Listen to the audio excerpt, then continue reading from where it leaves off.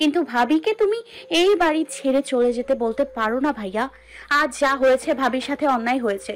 বাইরের out person হয়ে নিজের লালসা মেটাতে না পেরে রাহুল ভাই কেন ভাবির গায়ে হাত তুলবে? এই রাইট রাহুল ভাইকে আমরা দেইনি। তুমি এক্ষুনি ভাবিকে নিয়ে থানায় যাবে ভাইয়া, রাহুল ভাইয়ার বিরুদ্ধে নারী নির্যাতনের মামলা করে আসবে। খেপে গেল নিহাল। ছট করে বসা থেকে উঠে দাঁড়ালো সে। নিহারিকার মুখোমুখি দাঁড়িয়ে তথস্থ গলায় বলল, shut up, you just shut up. সব জায়গায় বেশি ভালো মানুষই দেখানোর প্রয়োজন নেই তোমার। তোমার ভাবির কোনো অন্যায় নেই বলতে তুমি কি বোঝাতে চাইছো? রাহুলকে পার্সোনালি তোমার ভাবিকে ডেকে নিয়ে গিয়ে তার শ্লীলতাহানি করার চেষ্টা করেছিল, নাকি তোমার ভাবি যেচে গিয়ে নিজের ইজ্জত খোয়াতে গিয়েছিল? ওই বাড়িতে যাওয়ার আগে একটা বার সে আমাদের থেকে জানতে চেয়েছে ওই বাড়ির মানুষগুলো কেমন, সে যে বাড়িতে যাবে ওই বাড়িটা তার জন্য সেফ কিনা? আমি এই ক্ষেত্রে রাহুলের কোনো দোষ দিব না, সব দোষ তোমার সো কল্ড ভাবির। তাছাড়া রাহুলের বিরুদ্ধে কোনো প্রমাণ দেখাতে পারবো আমরা? কি প্রমাণ আছে তার বিরুদ্ধে? এখনো সময় আছে, নিজের বুঝটা নিজে বোঝার চেষ্টা করো নিহা। যে তোমাকে এক আনার সম্মান দেয় না তাকে তুমি মাথায় তুলছো? যে তোমাকে আপন ভাবতে চায় না তুমি তাকে আপন ভাবো? নিহালের হুমকি ধমকিতেও তেমন ভয় পেল না নিহারিকা।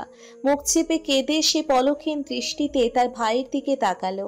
বলল, আমার কাছে রাহুল ভাইয়ার বিরুদ্ধে প্রমাণ আছে ভাইয়া। ওই বাড়িতে ঢোকার সময় আমি আমার ফোনের রেকর্ডিং সিস্টেমটা চালু করে দিয়ে গিয়েছিলাম। আমাদের মধ্যে সমস্ত কথা ওই রেকর্ডারে রেকর্ড হয়ে গেছে। এতটুকু বলে নিহারিকা পাশ ফিরে বিধ্বস্ত পিয়াসার দিকে তাকালো। ফুপিয়ে কেঁদে পড়ল, ভাবি আমাকে আপন না ভাবলেও আমি তো ভাবিকে আপন ভাবি ভাইয়া। তাই ভাবি আমাকে যতই অবহেলা করুক, যতই অপমান অপদস্থ করুক, আমি ভাবির পক্ষেই থাকবো। মেঝেতে বসে হু হু করে কেঁদে উঠল পিয়াসা। আর্ত গলায় নিহারিকাকে উদ্দেশ্য করে বলল, না নিহারিকা, আমি তাদের বিরুদ্ধে কোনো মামলা করতে চাই না। আমার সাথে যা হয়েছে একদম ঠিক হয়েছে। এই দিনটা আমারই তৈরি। আমি যদি ওই বাড়িতে না যেতাম তাহলে এত বড় দুর্ঘটনা ঘটতো না। আমার পাপের শাস্তি আমি পেয়ে গেছি নিহারিকা। তাই অযথা থানা পুলিশ করে আমি কারো মূল্যবান সময় নষ্ট করতে চাই না। তোমাদের কাউকে কষ্ট দিতে চাই না, কাউকে হয়রান করতে চাই না। কাঁদতে কাঁদতে পিয়াসা এবার নিহালের পা দুটো চেপে ধরল। অনুনয় বিনয় কাকুতি মিনতি করে বলল, আমাকে প্লিজ ক্ষমা করে দাও নিহাল। আমি যা করেছি ভুল করেছি, অন্যায় করেছি। এই শেষবারের মতো আমাকে ক্ষমা করে দাও প্লিজ। কথা দিচ্ছি আমি এবার থেকে নিজেকে শুধরে নিব। পিয়াসার ক্ষমা চাওয়া ও অসহায়ত্ব দেখেও বিন্দুমাত্র গলল না নিহালের মন। পা ঝাড়া দিয়ে সে ফেলে দিল পিয়াসাকে। আপাতত পিয়াসার দিকে তাকানোর প্রয়োজন বোধও করল না সে। শক্ত গলায় নির্বাক রূপলকে উদ্দেশ্য করে বলল, রূপল প্লিজ, তুমি তোমার বোনকে এই বাড়ি থেকে নিয়ে যাও। আমার ধৈর্যের বাঁধ ভেঙে গেলে কিন্তু খারাপ হয়ে যাবে। নিজের মধ্যে নেই রূপল। মাথা কাজ করা বন্ধ করে দিয়েছে তার। নিজের বুদ্ধিতে কিছু করার সেই বোধটুকুও নেই এখন তার মধ্যে। এখন যে তাকে যা বলবে সে তাই করবে। নেহালের কথা শুনে রূপল পিয়াসাকে নিয়ে বাড়ি থেকে বের হয়ে গেল। নেহালের নিষেধ অমান্য করে কেউ আটকাতে পারল না পিয়াসাকে, এমনকি নিহালের মা বাবাও। কম বিচ্ছেদে নিহাল এতটা রাগেনি। সচরাচর তাকে তেমন রাগতেও দেখা যায় না। আর একবার রেগে গেলে তার চেয়ে খারাপ কেউ হয় না। বাড়ি থেকে বের হওয়ার সময় রূপল উৎসুক দৃষ্টিতে পিছু ঘুরে একবার নিহারিকার দিকে তাকালো। বিশ্বাস ছিল এই বুঝি নিহারিকা চোখ তুলে সম্মোহনী দৃষ্টিতে একবার তার দিকে তাকাবে, সমস্ত বাধা বিপত্তি অতিক্রম করে তার কাছে ছুটে আসবে, মনের অসুখ সারিয়ে দিবে তার। ভালোবাসা কি এতই ঠুনকো নাকি নিহারিকার, যে ভাইয়ের এক কথায় সে রূপলকে ছেড়ে দিবে? যথেষ্ট জোর আছে নিহারিকার ভালোবাসায়। তবে রূপলের সমস্ত বিশ্বাস এবং আশা ক্ষণিকেই ভেঙে দিল নিহারিকা। ফিরে তাকালো না রূপলের দিকে, মাথা নুইয়ে রাখলো। মনে হলো এই বুঝি রূপল জীবনের দ্বিতীয় ধাক্কাটা খেলো, আর এইবার বুঝি তার বেঁচে থাকার সম্ভাবনা শূন্যে এসে ঠেকলো। বছর দেড়ে কেটে গেল মাঝে। এই 1-1.5 বছরে অনেক কিছু পরিবর্তন হলো। দীর্ঘ 1 বছর কানাডায় কাটিয়ে রূপল আজ দেশে ফিরছে নিহারিকার বিয়ে উপলক্ষে। অফিস থেকে ফিরে এসে বড্ড তাড়াহুড়ো করছে। সদ্য শাওয়ার সেরে কোমরে তোয়ালে বেঁধে এসে ভেজা শরীর নিয়ে ব্যস্ত ভঙ্গিতে ল্যাকেজ গোছাচ্ছে। তখনই বেডে শুয়ে গেমস খেলতে থাকা আরিয়ান কৌতূহলী গলায় রূপলকে শুধালো, আর ইউ শিওর রূপল, তুমি তোমার এক্স এর বিয়ে খেতেই দেশে ফিরেছো? কষ্ট হবে না তোমার? এই স্টপ ডুড, আমি আমার এক্সের বিয়ে খেতে যাচ্ছি কে বললো? আমি তো যাচ্ছি আমার প্রেমিকার বিয়ে ভাঙতে। হোয়াট পরিশাল রূপ, যে কিনা তোমার বিন্দু মাত্র ভালোবাসলো না, তুমি এখন তা প্রমাণ প্রেমিকার ভাবছো। তার জন্য কি নাকি একসময় রাতের শিওর কেটে সুইডাই করতে বাধ্য করেছিল, এখন আবার তার বিয়ে ভাঙতেও যাচ্ছ। হাউ ফানি ইয়ার। আরিয়ানের কথায় থমকালো রূপল, লাগেজ গোছানো বন্ধ করে দিল। সোজা হয়ে দাঁড়িয়ে গেল সে, নিথর দৃষ্টি নিক্ষেপ করলো তাকে নিয়ে ঠাট্টা করতে থাকা আরিয়ানের দিকে। মুহূর্ত কয়েক বাদে চাপা দীর্ঘশ্বাস ফেলল রূপল, মৌনতা ভুলে গলায় রুক্ষতা এনে প্রত্যুত্তরে বলল, সে আমাকে ভালোবাসেনি, কে বলল? আমি বিশ্বাস করি আজ ও আমাকে ভালোবাসে। সে আমাকে ভালোবাসেনি, কে বলল? আমি বিশ্বাস করি আজও সে আমাকে ভালোবাসে। আমি ফিরে যাব সেই অপেক্ষায় দিন গুনছে। বরং তাকে ভুল বুঝে দূরে সরে এসে আমি জীবনের সবচেয়ে বড় বোকামিটা করেছি। জীবন থেকে দেড়টা বছর হেলায় নষ্ট করেছি। আজ এই সময় দাঁড়িয়ে আমি বুঝতে পারছি যে একটা মেয়ে তার পরিবারের কাছে কতটা অসহায় আর কতটা অনুগত। সেদিন যখন মিহু তার ভাইয়া ও আমার মধ্যে তার ভাইকে বেছে নিয়েছিল, সেদিন আমি জীবনের সবচেয়ে বড় আঘাতটা পেয়েছিলাম। সইতে পারিনি আমি সেই আঘাত। বাধ্য হয়ে সুইসাইড করতে চেয়েছিলাম। হসপিটালের বেডে শুয়ে যখন জীবন মরণের সাথে লড়াই করছিলাম, তখন আমি মিহুকে আমার আশেপাশে অ্যালাউ করিনি। ভাগ্যবশত যখন মরণের পর থেকে বেঁচে ফিরি, তখনও ক্ষোভ থেকে আমি নিহুর থেকে পালিয়ে বেড়ানোর জন্য কানাডায় চলে আসি। পরিবারের সাথেও যোগাযোগ বন্ধ করে দিই। তবে আর নয়, অনেক হয়েছে অহেতুক রাগ, অভিমান, ভুল বোঝাবুঝি, দুঃখ, যন্ত্রণা, দূরত্ব। এখন তো নিহুকে বিয়ে করতেও আমার কোনো বাধা নেই। 1 বছরে মোটামুটি সেটেলড হয়ে গেছি আমি। তার দায়িত্ব নেওয়ার যথেষ্ট সামর্থ্য হয়েছে আমার। এবার কেউ আর আমাকে আটকাতে পারবে না। নিহুর থেকে আমাকে কেউ আলাদা করতে পারবে না। তাকে আপন করে নেওয়াটাই হলো এখন আমার মূল লক্ষ্য। কথা শেষে রূপল কয়েক দফা রুদ্ধশ্বাস ফেলল। ক্লান্ত হয়ে এলো সে। লাগেজ গোছানো শেষে হ্যাঙ্গারে ঝুলন্ত অ্যাশ কালারের শার্টটি গায়ে জড়ালো। ঠোঁটের কোণে লেগে রইল তার আলতো হাসির রেখা। নিহারিকার ভাবনায় মত্ত সে। তার রুহ যেন পড়ে আছে এখন নিহারিকার কাছে।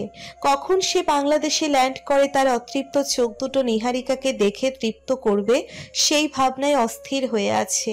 বিয়ে ভাঙার ব্যাপারটাও তাকে দ্রুত কনফার্ম করতে হবে।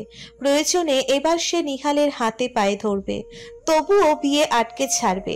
এতক্ষণ যাবৎ রূপলের কথাগুলো বসে বসে ধ্যান করছিল আরিয়ান।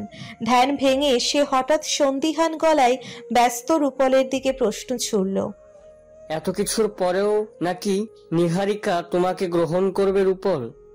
শার্টের বোতাম লাগানো থামিয়ে দিল রূপল। পিছু ঘুরে আহত দৃষ্টি ফেলল আরিয়ানের দিকে। তার সংশয়ও ঠিক এখানেই ছিল। নিহারিকা আদতেও তাকে মেনে নিবে তো, নাকি চাপা অভিমানকে প্রশ্রয় দিয়ে তাকে এবার দূরে সরিয়ে দিবে? তার ভিতরটাকে আবারও ভেঙে চুরে কুড়িয়ে দিবে না তো? তবে এবার আর ভাঙা মন নিয়ে ফিরবে না রূপল। ভালোবাসার জোর খাটাবে। যত যাই হয়ে যাক না কেন নিহারিকাকে এবার তার হতেই হবে। তার ভালোবাসার কাছে নিহারিকাকে এবার হার মানতেই হবে। পরিস্থিতি যেমন সে বিগড়ে দিয়েছে তেমন ঠিকও করবে। মুহূর্তেই ব্যগ্র হাসল রূপল। ভ্রু নাচিয়ে সন্দিহান আরিয়ানের দিকে তাকালো। চুলটা ঠিক করে ফিচেল স্বরে বলল, রূপল চাইলে সব সম্ভব দুধ। এবার হোক তা ভালোবাসার ক্ষেত্রে কিংবা শত্রুদের ঘায়েল করার ক্ষেত্রে। এতদিনে নিশ্চয়ই রূপলকে ভালোভাবে চেনা হয়ে গেছে তোমার। আরিয়ানের ঠোঁটের কোণেও ফুটে উঠল ক্রূর হাসির রেখা। লাফ দিয়ে এসে বিছানা থেকে উঠে দাঁড়ালো। দুষ্টু ভাব নিয়ে হুট করে রূপলের কোমরে থাকা টাওয়ালটা টেনে খুলে ফেলল। হাত থেকে টাওয়ালটা মেঝেতে ছুঁড়ে ফেলে দৌড়ে পালালো রুম থেকে। বাঘা রূপল যেন তাকে অ্যাটাক করতে না পারে, তাই সে বাইরে থেকে দরজার খিল আটকে দিল। উচ্চ শব্দে হেসে রূপলকে উদ্দেশ্য করে বলল, সেদিনের কথা আমার আজও মনে পড়ে রূপল। মিস এলিনাকে তুমি কি গেলটাই না খাওয়ালে। ইউ আর এ জিনিয়াস বস। দোয়া করি রূপল, তুমি যেন তোমার উদ্দেশ্য সফল হও। নিহারিকা ভাবির মন জয় করে নাও। রাগে ফুঁসে উঠে রূপল মেঝে থেকে টাওয়ালটি তুলল। কোমরে টাওয়ালটি পেঁচিয়ে ছুটে গিয়ে দরজাটি সশব্দে ধাক্কাতে লাগলো। দাঁতে দাঁত চেপে বলল, শুভ কাজে যাচ্ছি বলে তোমার সাথে ফাইট করলাম না আরিয়ান। তবে যদি আবারও এই দেশে ফিরে আসি, তবে রেভেঞ্জ কিন্তু আমি নিয়েই ছাড়বো। মেহেন্দি আর্টিস্টরা নিহারিকার দুহাতে মেহেন্দি লাগিয়ে দিচ্ছে, তা বেশ উৎসুক দৃষ্টিতে দেখছে নিহারিকা। বিয়েতে 2 হাত ভরে মেহেন্দি পরার মজাই আলাদা। মেহেন্দির অনুষ্ঠানের সাথে সামঞ্জস্য রেখে নিহারিকা আজ সবুজ রঙের একটি শাড়ি পরেছে। শাড়ির সাথে মিলিয়ে কানের দুল, গলার সেট পরেছে। চুলের মাঝ বরাবর সিথি করে সেই সিথিতে গলার সেটের সাথে মিল রেখে একটি টিকলি পরেছে। চুলগুলো দুপাশে ছেড়ে দিয়েছে। মাথায় ছোট ঘুমটা টেনে আর্টিস্টদের মেহেন্দি দেওয়া দেখছে। নিহারিকাকে দেখে বোঝা যাচ্ছে না সে বিয়েতে অসুখী সে। নতুন আশায় বুক বাঁধছে সে। তবে কি রূপলকে ভুলে নিহারিকা এত সহজেই অন্য কাউকে গ্রহণ করে নিল? ড্রয়িং রুম জুড়ে আজ আত্মীয় স্বজনদের ঢল নেমেছে। বিশাল মাদুর বিছিয়ে বসার জায়গা করা হয়েছে মেঝেতে। যেহেতু আজ মেহেন্দির প্রোগ্রাম, তাই সবাইকে মেঝেতেই বসতে হবে। পাশেই স্পিকারে ফুল ভলিউমে গান বাজছে। ছেলে পেলেরা কিছুক্ষণ পরপর গান পাল্টাচ্ছে। মনের মতো গান খুঁজে পাচ্ছে না তারা। মহল মোটামুটি জমেই উঠেছে। আত্মীয় স্বজন থেকে শুরু করে পাড়ার মহিলারাও বেশ আগ্রহ নিয়ে নিহারিকার হাতে মেহেন্দি দেওয়া দেখছে। আর্টিস্টদের অনেক প্রশংসাও করছে তারা। সেই সাথে মার্জিনা বেগমের সার্ভ করা কোল্ড ড্রিঙ্কসও খাচ্ছে। ছোট ছোট মেয়েরা তো বায়না ধরেছে তারাও হাতে মেহেন্দি পরবে। নিহারিকার আশেপাশে হাত পেতে বসে আছে তারা। এর মধ্যে রিদিও রয়েছে। নিহারিকাকে বড্ড জ্বালাতন করছে সে। সেই কখন থেকে রিদি নিহারিকার কানের পর্দা ফাটিয়ে বলছে মেহেন্দি আর্টিস্টদের বলতে তাকে আগে একটু মেহেন্দি পরিয়ে দিতে। ফ্রেন্ডসদের সাথে একটু পরেই নাচতে হবে তাকে। নিহারিকার বিয়েতে নাচবে বলে টানা 2 দিন নাচ প্র্যাকটিস করেছে সে। রিদির জ্বালাতনে অধৈর্য হয়ে নিহারিকা এবার মুখ খুলল। তার ডান হাতে মেহেন্দি পরাতে থাকা আর্টিস্টকে দেখে সে নমনীয় সুরে বলল, আপু, আমার এই হাতে তো মেহেন্দি দেওয়া প্রায় শেষের দিকে। এখানেই ডিজাইনটা একটু স্টপ রাখুন প্লিজ। আমার দুষ্টু মেয়েটার হাতে একটু মেহেন্দি লাগিয়ে দিন তো, অনেকক্ষণ ধরে জ্বালাতন করছে সে। নিহারিকার আবদারে বিরক্ত বোধ করলেন মেহেন্দি আর্টিস্ট। নাক মুখ কুঁচকে তিনি বিব্রত গলায় বললেন, সরি ম্যাম, এক হাতে একটানা মেহেদি পরাতে না পারলে আমার কনসেন্ট্রেশন ব্রেক হবে, ডিজাইনটা খাপ ছাড়া হয়ে যাবে, দেখতে বিশ্রী দেখাবে। কাইন্ডলি তাকে আর একটু ওয়েট করতে বলুন ম্যাম, আপনার মেহেন্দি দেওয়া তো আর প্রায় শেষের দিকেই। অসহায় দৃষ্টিতে নিহারিকা ঠোঁট উল্টে হতাশ রিদির দিকে তাকালো। রাগ নিয়ে রিদি ফুলে ফেপে উঠে বুকের উপর 2 হাত গুজে মাথা নুইয়ে বসে রইল। নিশ্চল দৃষ্টিতে নিহারিকা এক ধ্যানে তাকিয়ে রইল রিদির অভিমান মিশ্রিত রক্তিম মুখশ্রীর দিকে। এই 1.5 বছরে অনেকটাই বড় হয়ে গেছে রিদি। চেহারার আকৃতি ও গায়ের রং পাল্টে হুবহু রূপলের কার্বন কপি হয়ে গেছে। এর মাঝে হঠাৎ রূপলের কথা মনে পড়ে যেতেই নিহারিকার মন কেঁদে উঠল। শান্ত মুখের গরম তার অশান্ত হয়ে উঠল। চেহারার উজ্জ্বলতা ম্লান হয়ে এলো। চোখ জোড়া জল নিয়ে সে মাথা নুইয়ে নিল।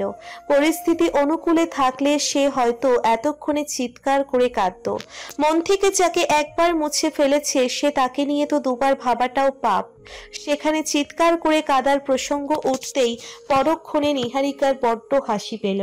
গত 2 দিন ধরে কাজকর্মের অনেক চাপ যাচ্ছিল নিহালের উপর। বিয়ে বাড়ির কাজ বলে কথা, খুঁটিনাটি সব দিকেই তার নজর রাখতে হচ্ছে। শরীরের দুর্বলতা থেকে নিহাল বাধ্য হলো কাজ ফেলে তার বেডরুমে আসতে। ধপ করে বিছানার উপর পড়ল সে। চোখ জোড়া বুজে কপালে হাত রেখে একটু ঘুমানোর চেষ্টা করল। তখনই রুমে দ্বিতীয় ব্যক্তির উপস্থিতি ঘটল। শরবতের গ্লাস হাতে নিয়ে পিয়াসা এলো। মাথা নুইয়ে সে অপরাধী গলায় নিহালকে ডেকে বলল, নিহাল শুনছেন, আপনার শরবত। পিয়াসার গলার আওয়াজ পেয়ে মুহূর্তেই যেন নিহালের গরম মাথাটা আরো গরম হয়ে গেল। কপাল থেকে হাত সরিয়ে সে ঝট করে চোখ মেলল। রক্তিম চক্ষুতে পিয়াসার দিকে তাকালো। তৎক্ষণাৎ শোয়া থেকে উঠে গেল। বদরাগী গলায় শুধালো, আমি বলেছি আমার শরবত লাগবে।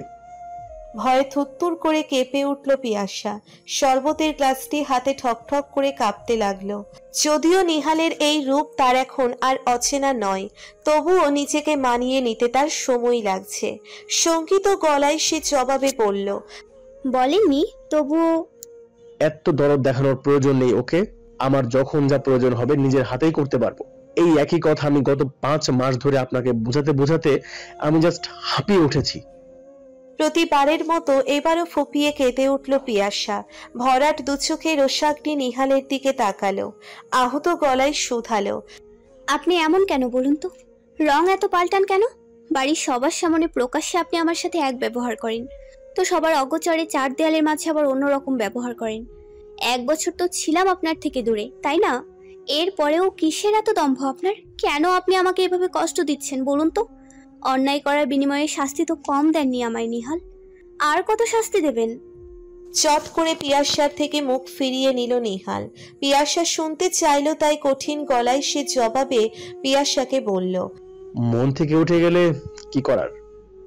তাহলে সোজা ডিভোর্স দিয়ে দিন। তরাক করে নিহাল ক্রন্দনরত পিয়াসার দিকে তাকালো। ডিভোর্সের কথা শুনে তার বুকের ভিতরটা কেমন কেঁপে উঠল, তবে খারাপ লাগা বোঝাতে চাইল না সে। মুখের উদ্বেগী ভাব পাল্টে কঠিন ভাব ফুটিয়ে তুলল। পিয়াসার থেকে মুখ ফিরিয়ে সে রুম থেকে প্রস্থান নিতে নিতে বলল, যদি সম্ভব হতো তাও দিতাম, শুধুমাত্র আপনার অসুস্থ মায়ের দিকে তাকিয়ে আপনাকে একটা মিথ্যা সম্পর্কে বেঁধে রেখেছি, নয়তো সে কবেই মুক্তি দিতাম। হনহনিয়ে হেঁটে রুম থেকে প্রস্থান নিল নিহাল। হতবাক দৃষ্টিতে পিয়াসা তাকিয়ে রইল নিহালের যাওয়ার পথে। হাত থেকে শরবতের গ্লাসটি পড়ে গেল তার। হঠাৎ শোকে মাথা ঘুরে বেঁচেতে পড়ে গেল সে। নিহারিকার দুহাতে মেহেন্দি দেওয়া মাত্র শেষ হলো। মেহেন্দি রাঙা দুহাতের দিকে তাকিয়ে মৃদু হাসল নিহারিকা। কালো হাতে মেহেন্দির রং তেমন ফুটবে না জেনেও সে খুশি। হৃদিকে তার জায়গায় বসিয়ে দিয়ে সে বসা থেকে উঠে দাঁড়ালো। পা দুটো ঝিমঝিম করছে তার। এক্ষুনি পা দুটি না ঝাড়লে নয়। তখনই সজল ও শাকিল ব্যস্ত ভঙ্গিতে ক্যামেরা নিয়ে এলো নিহারিকার মেহেন্দি রাঙা হাতের ফটোশুট করতে। হাসি মুখে নিহারিকা ফটোশুট করতে ব্যস্ত হয়ে গেল। নিহারিকার হাতের ছবি তুলতে তুলতে শাকিল ও সজল নিহারিকাকে কৌশলে বাড়ির পিছনের দিকটায় নিয়ে এলো। হুট করে তখন ওই দিকের সমস্ত আলো নিভে গেল। ভয়ে ঘাবড়ে উঠল নিহারিকা। নিভু দৃষ্টিতে এদিক ওদিক তাকালো। বিরক্তিকর গলায় বলল, এত্তেরি, কারেন্ট যাওয়ার সময়ও পেল না। ভীত সন্ত্রস্ত গলায় নিহারিকা শাকিলকে বলল, ফোনের ফ্ল্যাশ লাইটটা অন করো শাকিল, আমার অনেক ভয় করছে। মুহূর্তেই নিহারিকার চোখের সামনে আলো জ্বলে উঠল। স্বস্তির শ্বাস ফেলে নিহারিকা তার সামনে স্বচ্ছ দৃষ্টি ফেলতেই হাসি খুশি মুখখানি ফ্যাকাশে হয়ে এলো। চোখের স্বস্তি উড়ে গেল, মনের শান্তি নষ্ট হলো। পৃথিবীর সবচেয়ে অপছন্দের লোকটি যে তার সামনে দাঁড়িয়ে, কিভাবে সম্ভব তা? কানাডা থেকে তো তার আগামী 5 বছরেও ফেরার কথা না। মাথা ঝাঁকালো নিহারিকা, সূক্ষ্ম দৃষ্টিতে আবার সামনে তাকালো। এবারও তার কাছে এটা স্বপ্ন বা অকল্পনীয় কিছু মনে হলো না। তবে কি লোকটা উদ্দেশ্যপ্রবণ ভাবে আবারও তার জীবনের সমস্ত সুখ কেড়ে নিতে এসেছে? হতভম্ব নিহারিকার দিকে নির্নিমেষ দৃষ্টিতে তাকিয়ে রইল রূপল। চোখের পলক ফেলতেও যেন ভুলে গেল সে। প্রেয়সীর ব্যাকুল দুচোখে তাকিয়ে ভালোবাসা খুঁজতে লাগলো। তবে হায়, ভালোবাসার ছিটে ফোঁটাও খুঁজে পেল না চোখে। রীতিমতো নিরাশ হলো রূপল। চোখে জল জমে এলো তার। শুকনো গলায় শুধালো, তার মানে তুমি সত্যি সত্যি রাজি এই বিয়েতে? নির্ভীক রইল নিহারিকা। ক্ষুদ্রতম আবেগও প্রকাশ করল না। রূপলের থেকে দৃষ্টিও নত করল না। সমানে সমানে দাঁড়িয়ে কঠিন গলায় বলল, হ্যাঁ, তো আমাকে দেখে মনে হচ্ছে না? মনে হলেও বিশ্বাস করতে পারছি না। এই বলে রূপল ক্ষুব্ধ হয়ে তার হাতে থাকা ফোনটি শুকনো ঘাসের উপর ছুঁড়ে ফেলল। দাঁতে দাঁত চেপে নিহারিকার 2 বাহুতে হাত রেখে তাকে ঝাঁকাতে লাগলো। তেজি গলায় বলল, সামান্য অভিমান থেকে তুমি জীবনে এত বড় কঠিন সিদ্ধান্তটা নিতে পারো না নিহু। কাইন্ডলি একবার বলো, কার সাথে তোমার বিয়ে ঠিক হয়েছে? তোমাকে আর কিচ্ছু করতে হবে না, জাস্ট এতটুকু বলো। নিথর হয়ে দাঁড়িয়ে রইল নিহারিকা। রূপালের দিকে ভাবশূন্য দৃষ্টিতে তাকালো সে। আঙ্গুল দ্বারা ইশারা করে তাদের থেকে একটুখানি দূরে দাঁড়িয়ে থাকা সজলকে দেখালো। উদ্দেশ্যপ্রবণ ভাবে বলে উঠল, সজল। রূপালের পাশাপাশি সজলও চমকে উঠে চিৎকার করে উঠল। রূপাল এবং সজল দুজনেই বিস্ফোরিত দৃষ্টিতে নিহারিকার দিকে তাকিয়ে প্রশ্ন ছুড়ল। হোয়াট? শাকিলও তাদের সাথে সাথে বোকা বনে গেল। গোল গোল চোখে হাঁ করে দাঁড়িয়ে থাকা সজলের দিকে তাকালো। নির্বোধ গলায় শুধালো, সিরিয়াসলি তুই নিহারিকা আপুর উড়বি? রূপলকে পুরোদমে উল্লু বানিয়ে নিহারিকা হনহনিয়ে হেঁটে সজলের গায়ের সাথে ঘেঁষে দাঁড়ালো। হতবাক রূপলের দিকে তাকিয়ে সে জোরপূর্বক হাসল। বিড়বিড় করে সজলকে শাসিয়ে বলল, যেভাবেই হোক তোমার ভাইয়াকে বিশ্বাস করাও যে তুমিই আমার উঠবি, নয়তো সানিয়ার সাথে তোমার ব্রেকআপ কনফার্ম। বিচলিত দৃষ্টিতে সজল পাশ ফিরে নিহারিকার দিকে তাকালো। অন্তরাত্মা কেঁপে উঠল তার, কপাল চাপড়াতে লাগলো সে। মাথা নুইয়ে কাঁদো কাঁদো কণ্ঠে বিড়বিড়িয়ে বলল, আমি আপনার কোন জন্মের শত্রু ছিলাম বই? কেন আপনি আমাকে এই মাইনকা চিপাই ফাঁসালে? কার সাথে আপনার বিয়ে ঠিক হয়েছে তা ভাইয়াকে ডিরেক্টলি বলে দিলেই তো হয়। আমিও বেঁচে যাই, আপনিও বেঁচে যান। বলা যাবে না, এটা টপ সিক্রেট। তোমাকে যা বলতে বলছি তাই বলো, নয়তো সানিয়ার সাথে। রূপলের হটকারী রূপ এবার হিংস্র হয়ে উঠল। রক্তশূল দৃষ্টিতে তাকালো সজলের দিকে। ক্রমশ আক্রমণ প্রবণতা বাড়ছে রূপলের। এই বুঝি তেড়ে এসে ধরে ফেলবে তাকে। ভয়ে কিডনি শুকিয়ে এলো সজলের। বুকে হাত চেপে ধরে সে দুরু দুরু গলায় বলল, সানিয়ার থেকেও বড় ঠাকুরের কাছেই তো আমাকে ফাঁসিয়ে দিলেন আপনি, তাই চোখেই তো বলে দিচ্ছে আজ আমার শেষ দিন। জীবনের বড় কোনো শখ আহ্লাদ পূরণ করার ও আর সময় পেলাম না। আরে আমার সানিয়া, কত আশায় বুক বেঁধেছিলাম আমার বাচ্চার মা হবে। এখন তো বিয়ে শাদী করার আগেই তাকে বিধবা হতে হবে। সাদা থান পরে ঘুরে বেড়াবে আমার মা বাবাও বুঝি তাদের নাতনির মুখ দেখতে পারবে না। তখনই পাশ থেকে শাকিল হুড়োহুড়ি করে সজলের হাত থেকে তার ওয়াচটি খুলে নেওয়ার চেষ্টা করলো। দ্রুত স্বরে বলল, দাঁড়া ভাই দাঁড়া, মারার আগে আমার ওয়াচটা আমাকে দিয়ে যা। যাক বাবা, ফাইনালি তোর মতো ছেঁচড়া কাজিনের হাত থেকে মুক্তি মিলবে আমার।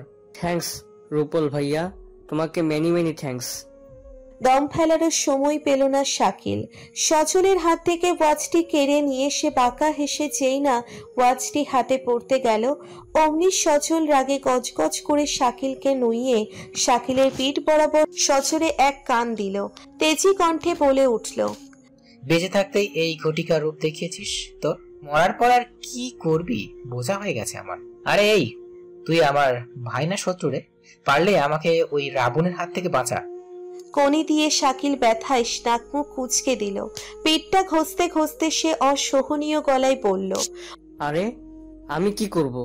নিহারিকা আপুই তো তোকে ফাঁসালো। এখন এমন মরণ পথ থেকে আপু ছাড়া তোকে কেউ রক্ষা করতে পারবে না। আপুকে বল কিছু একটা করতে। অসহায় দৃষ্টিতে সজল এবার পাশ ফিরে অরুণচণ্ডী নিহারিকার দিকে তাকালো।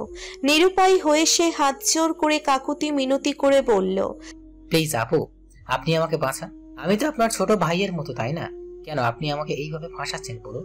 কার সাথে আপনার বিয়ে ঠিক হয়েছে বলে দিন না ভাইয়াকে, তাহলেই তো ল্যাটা চুকে গেল। সজলকে সান্ত্বনা দেওয়ার চেষ্টা করলো নিহারিকা।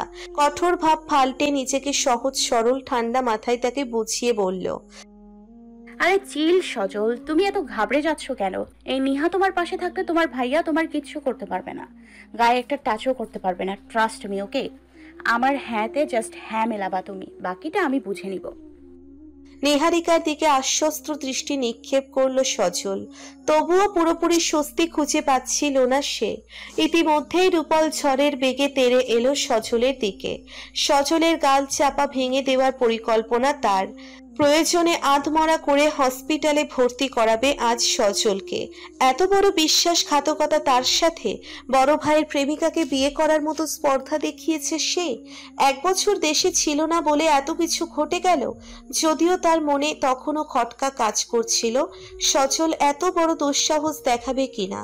কম বেশি তো সজলকে চেনাই আছে তার, কিন্তু নিহারিকার মুখের কথাও সে অবিশ্বাস করতে পারছে না। করবেটা কি সে এখন? কোন দিকে যাবে সে? তবে মায়ের উপরে আর কোনো ঔষধ নাই। সজলকে 2-1 ঘা দিলেই এখন আসল সত্যটা বের হয়ে যাবে। বিস্ফোরিত হয়ে রূপল সজলের গায়ে হাত তোলার পূর্বেই নিহারিকা এসে সজলের সামনে দাঁড়ালো। সজলের গায়ে হাত তুলতে গিয়েও রূপল থেমে গেল। গরম দৃষ্টিতে তাকালো নিহারিকার দিকে। নিহারিকাও কম যায় না, পাল্টা রাগী দৃষ্টি ফেললো ক্ষিপ্ত রূপলের দিকে। গলা উঁচিয়ে বলল, হেই স্টপ! আমার উঠবি হাজবেন্ডের গায়ে হাত তোলার দুঃসাহস দেখাবেন না আপনি। 2 দিন পর তার সাথে আমার বিয়ে। আমি চাই না আমার বিয়েতে কোনো থার্ড পারসন এসে ব্যাঘাত ঘটাক। সুযোগ পেয়ে সজল মানে মানে করে জায়গা থেকে দৌড়ে পালালো। পিছু ঘুরে তাকালোও না আর। সজলের পিছু পিছু শাকিলও ছুটল। দুজনেই চোখের পলকে পগার পার। বাড়ি থেকে বের হয়ে দুজন মেইন রাস্তায় দাঁড়িয়ে হাঁপাতে লাগলো। কোমরে হাত রেখে শাকিল প্যারেশানি গলায় বলল, আমি কি মনে হচ্ছে জানিস সজল, দুই পরিবারের সবার আমাদের থেকে কিছু গোপন করছে। মা বাবা, বড় আব্বু, বড় আম্মু, এমনকি পিয়াসা আপু বলছে না নিহারিকা আপু উর্বিকে কার সাথে আপুর বিয়ে হচ্ছে। তার মানে কি দাঁড়ালো বলতো? শাকিলের সাথে তাল মিলিয়ে সজলও বেশ ভাবুক ভাব নিল।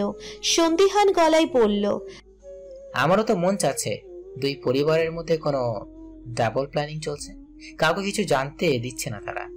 তবে মনে হচ্ছে যা হবে ভালোর জন্যই হবে। দেখা যাক পরে কি হয়। নেহারিকার মেহেন্দি রাঙা ডান হাতটি তৎক্ষণাৎ আলতোভাবে চেপে ধরল রূপল। মেহেন্দির নকশা বদলে দিল মুহূর্তে, কিছু কিছু জায়গা লেপটে গেল। নেহারিকাকে ঝাঁকিয়ে সে ঝাঝালো গলায় শুধালো, পাগল হয়ে গেছো তুমি? হ্যাঁ, সজল তোমার উঠবি? বয়সে তোমার ছোট, একটা বেকার বেরোজগার ছেলেকে বিয়ে করছো তুমি? একটা নিকাম্মা ছেলের হাতে ধেই ধেই করে তোমার পরিবার তোমাকে তুলে দিচ্ছে। বোকা বোঝাচ্ছ আমাকে? সত্য করে বলো নিহু, কার সাথে তোমার বিয়ে ঠিক হয়েছে? না হলে খুব খারাপ হয়ে যাবে কিন্তু। ল্যাপটানো মেহেন্দির দিকে তাকিয়ে নিহারিকার মুখটা কাদো কাদো হয়ে গেল, সাথে রাগেও ফুঁসে উঠল। এক ঝটকায় নিহারিকা তার হাতটা ছাড়িয়ে নিল। চোয়াল উঁচিয়ে রূপলের দিকে তাকিয়ে প্রশ্ন ছুড়ল, ইউ ইডিয়েট রূপকুপ, মেহেন্দিটা নষ্ট করলেন কেন? আমার আপদ হয়ে এসছেন আমার সব শুভ কাজে বাধা দিতে না? এখন আমি আমার উডবিকে ল্যাপটানো হাতটা দেখাবো কিভাবে? বিশ্রী লাগছে দেখতে। এমনিতেই তো আমার হাত বিশ্রী, সে তো একটু পরেই আমাকে ভিডিও কল করবে। হায় আল্লাহ, এই ল্যাপটানো হাত আমি তাকে দেখাবো কি করে? মাথা ভন ভন করে ঘুরতে লাগলো রূপলের। ভ্রু যুগল খরতর ভাবে কুচকে সে হটকারী গলায় প্রশ্ন ছুড়ল, এক সেকেন্ড, ভিডিও কল দিবে মানে? এই মাত্রই তো তুমি বললে সজল তোমার উঠবি, এর মাঝে ভিডিও কল এলো কোথা থেকে? পাগল নাকি আমি? আমার আসল বরকে তা বলে আমি আমার সাধের বিয়ে ভাঙবো নাকি? আপনার উদ্দেশ্য এই জন্মে সফল হবে না মিস্টার রূপলকুপ। আমাকে হার্ট করার সাজা আপনাকে পেতেই হবে, হাড়ে হাড়ে পেতে হবে। নিজের চোখের সামনে আপনি আমার বিয়ে দেখবেন, আপনার চোখের জল দেখেই আমার তৃপ্তি মিটবে। রূপলের মাথায় 160 ডিগ্রি অ্যাঙ্গেলে ঘুরিয়ে দিয়ে নিহারিকা রাগে ফোঁস করে জায়গা থেকে দৌড়ে পালালো। মাথায় প্যাচ লেগে গেল রূপলের। উত্তেজিত হয়ে সে মাথার চুল টানতে লাগলো। ক্ষুব্ধ গলায় বলল, আরে কি হচ্ছে নাকি এসব আমার সাথে? নিহু কি গেম খেলছে আমার সাথে? আসলে নিহুর বউটাকে বিয়ের কার্ডও তো ছাপায়নি তারা। জিজুর মুখোমুখি হওয়া ছাড়া আর কোনো উপায় দেখছি না। নিহালের মুখোমুখি হওয়ার উদ্দেশ্যে রূপল বাড়ির ভিতরে ঢুকলো। এয়ারপোর্ট থেকে রূপল সোজা এই বাড়িতে চলে এসেছে নিহারিকার সাথে একটিবার দেখা করতে, নিহারিকার মান ভাঙাতে, পরিস্থিতি নিয়ন্ত্রণে আনতে। তবে এসবের কিছুই তো হলো না, উল্টে তার মাথা আরো ঘেটে খ হয়ে গেল।